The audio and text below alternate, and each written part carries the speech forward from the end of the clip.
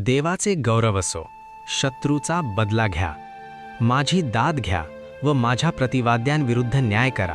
Look 18:3. आपल्या ख्रिस्ती जीवनात आपल्याला रक्तमांसाशी किंवा माणसाशी झगडावे लागत नाही. आपल्याला सैतानाच्या युक्त्यांशी आणि त्याच्या आध्यात्मिक दुष्टतेशी झुंजावे लागते. म्हणून आपला शत्रू सैतान आहे. गर्जणाऱ्या सिंहासारखा कोणाला गिळावे हे शोधत फिरतो. जेव्हा आपण येथे विचार करतो तेव्हा तो सर्व काही गिळंकृत करण्यासाठी चालत नाही. तो ज्याला गिळंकृत करू शकेल अशा व्यक्तीला शोधून गिळंकृत करण्यासाठी फिरतो. सैतान त्या पुरुष मुलाला गिळंकृत करण्याचा प्रयत्न करतो. संत जे स्त्री म्हणजेच चर्चकडून जन्म घेण्यास तयार असतात, ख्रिस्ताच्या आगमनाच्या वेळी वर घेतले जाण्यासाठी स्वतःला तयार करण्याची इच्छा आणि प्रोत्साहन देणाऱ्यांना खाण्यासाठी किंवा गिळंकृत करण्यासाठी सैतान फिरतो.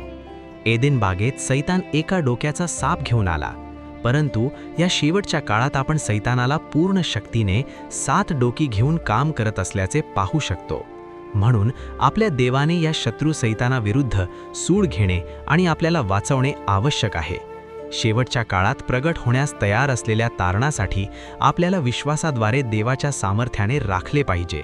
येशूने त्याच्या मृत्यूद्वारे मृत्यूची शक्ती असलेल्या सैतानाचा नाश केला. त्याद्वारे त्याने मृत्यूवर मात केली आणि पुनरुत्थान केले. म्हणून मृतांच्या पुनरुत्थानाच्या दिवशी देवाच्या पुत्र येशूची वाणी ऐकून सर्व मृत उठवले जातील.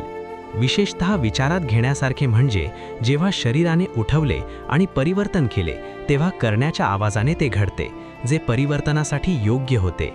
जेव्हा आपण प्रभूच्या प्रगटतेबद्दल शिकतो, जो त्याच्या लोकांना गोळा करण्यासाठी येतो, तेव्हा प्रभू स्वर्गातून मोठ्याने ओरडून मुख्य देवदूताच्या आवाजाने आणि देवाच्या करण्याने खाली येईल.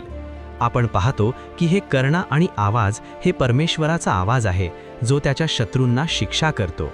म्हणून प्रभूच्या आगमनाच्या वेळी जेव्हा आपण रूपांतरित होऊ आणि शत्रूचा सूड घेण्याचा आवाज उचलू, तेव्हा सैतानाला फुंकले जाईल आणि आपल्याला अनंत काळात एकत्र केले जाईल.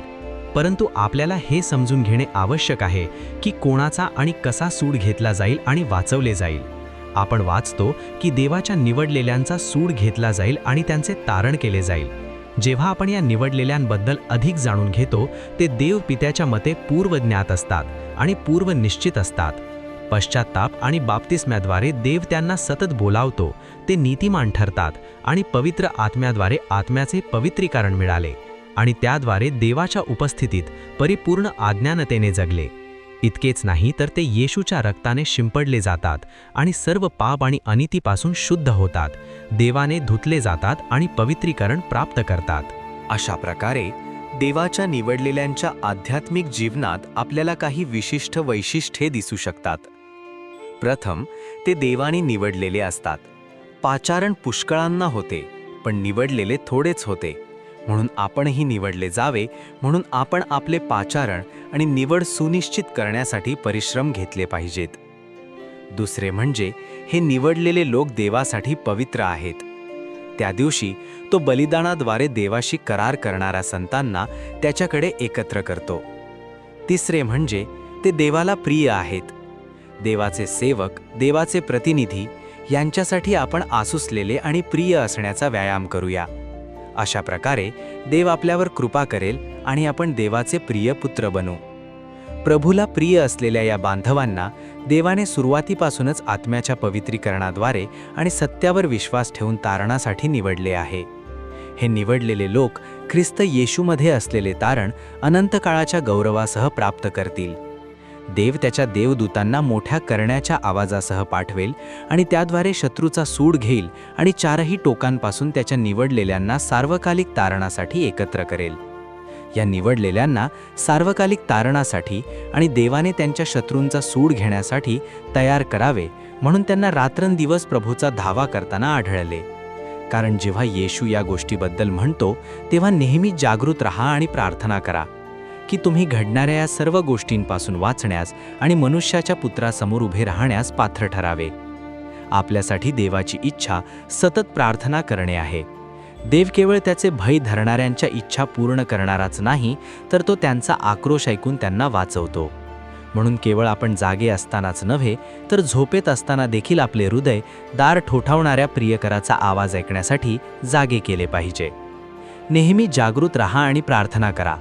आपण नेहमी स्तोत्रे, गीते आणि आध्यात्मिक गीतांमध्ये स्वतःशी बोलत राहूया.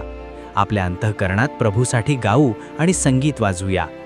आपण नेहमी स्तोत्रे, गीते आणि आध्यात्मिक गीतांमध्ये स्वतःशी बोलत राहूया. आपल्या अंतःकरणात प्रभूसाठी गाऊ आणि संगीत वाजवूया. जेणेकरून आपण देवाला त्याच्या निवडलेल्या लोकांसोबत सहनशीलता दाखवू शकू, जे रात्रंदिवस त्याचा धावा करतात. जेव्हा प्रभुदेव त्याच्याबद्दल म्हणतो तेव्हा तो स्पष्टपणे म्हणतो की तू दीर्घकाळ सहनशील आहे. ते आपल्या जीवनातील काही गोष्टींसाठी आशीर्वादासाठी आहे.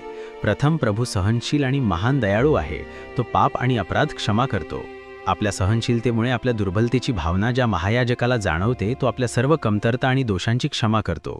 दुसरे म्हणजे इस्रायलच्या लोकांनी हट्टीपणा आणि बंडखोरी दाखवली, तरीही देवाने त्यांच्या सहनशीलतेमुळे त्यांना सोडले नाही. मी तुला सोडून जाणार नाही व तुला टाकणार नाही, असे देव म्हणतो. तिसरे म्हणजे देव आपल्याबद्दल सहनशील आहे. कोणाचाही नाश व्हावा अशी त्याची इच्छा नाही, तर सर्वांनी पश्चातापाकडे यावे अशी त्याची इच्छा आहे. देवाची इच्छा आहे की मंडळीने, प्रत्येक व्यक्तीने पश्चाताप करावा आणि पहिल्या प्रेमाकडे परत यावे आणि पहिली कामे करावी. चौथे, आपला प्रभू शेतकरी आपल्याला मौल्यवान फळ धीराने वाट पाहत असल्याचे पाहू इच्छितो, जेणेकरून आपल्याला सुरुवातीच्या आणि शेवटच्या पावसातून आशीर्वाद मिळेल. अशा प्रकारे जेव्हा प्रभू फळे गोळा करण्यासाठी येईल, तेव्हा त्याच्या प्रगटीकरणाच्या वेळी आपण सर्व प्रकारे आनंददायी फळांसारखे बदलू. अशा प्रकारे आपण प्रभूच्या प्रगटीकरणाच्या वेळी एकत्र येऊ. त्याची सहनशीलता आपल्यासाठी तारण आहे. आपण वाचतो की आपला देव त्यांच्याशी खूप वेळ सहन करतो, तरीसुद्धा तो त्याच्या निवडलेल्यांचा सूद घेतो आणि त्यांना वाचवतो. प्रगटीकरणामध्ये प्रभू म्हणतो की त्याचे प्रगटीकरण लवकरच होणार आहे, परंतु आपल्याला माहीत आहे की आत्तापर्यंत आपला प्रभू प्रगट झाला नाही. म्हणून जेव्हा आपण म्हणतो की आपल्या प्रभूचे आगमन लवकरच होणार आहे, तेव्हा आपण ते अचानक आले आहे असे समजले पाहिजे.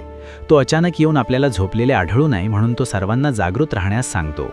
कारण आपण ज्या प्रभूला शोधत आहोत, तो अचानक त्याच्या मंदिरात येतो. पहा, तो येईल असे सेनाधीश परमेश्वर म्हणतो. मृत्यू आपल्याला अचानक पकडतो. एका क्षणात, डोळ्याच्या निमिषात आपण रूपांतरित होऊ. जे प्रभूच्या किंवा विजय मिळवणाऱ्याच्या येण्याच्या वेळी वर घेतले जाण्यास पात्र आहेत, त्यांना अचानक देवाकडे आणि त्याच्या सिंहासनाकडे नेले जाईल. मनुष्याच्या पुत्राच्या प्रगट होण्याचा दिवस आपल्यावर अचानक येईल याची आपण काळजी घेतली पाहिजे. म्हणून वेळेअभावी तत्पर असा. आपण नेहमी जागृत राहूया, कारण आपल्याला माहीत नाही की आपला येशू कधी येईल, संध्याकाळी, मध्यरात्री, कोंबडा आरवण्याच्या वेळी किंवा सकाळी. याद्वारे आपण आपल्या प्रभूला भेटण्याची तयारी करूया. आमचा देव, ज्या लोकांनी स्वतःला तयार केले आहे त्यांना प्रभूसाठी तयार कर. आपल्या देवाने आपल्याला तयार होण्यास मदत करावी आणि आपल्या प्रभूला भेटण्यासाठी आपण थांबूया.